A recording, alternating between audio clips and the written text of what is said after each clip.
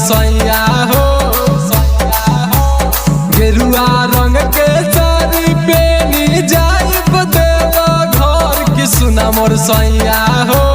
ले आइहा पटना से कावर कि सुना मोर सैया हो। ले आइहा पटना से कामर। गेरुआ रंग के साड़ी पेनी जाइब देवा घर कि सुना मोर सैया हो। ले आइहा पटना से कावर कि सुना मोर सैया हो। ले आइहा पटना से कामर।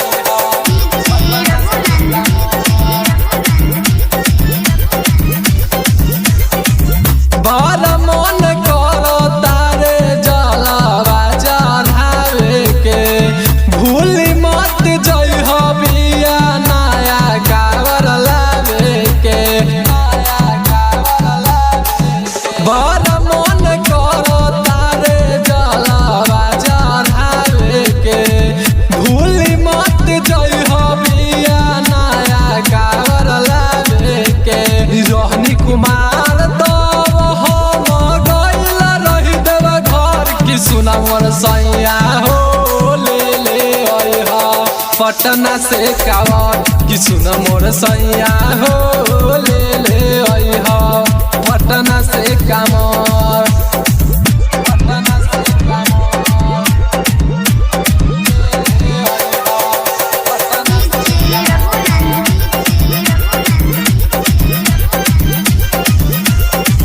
राइटर विकास पागल करी ना माना। भंगिया के गोला खा के सोनू भइल दीवाना। राइटर विकास पागल करी ना माना। भंगिया के गोला खा के सोनू भइल दीवाना।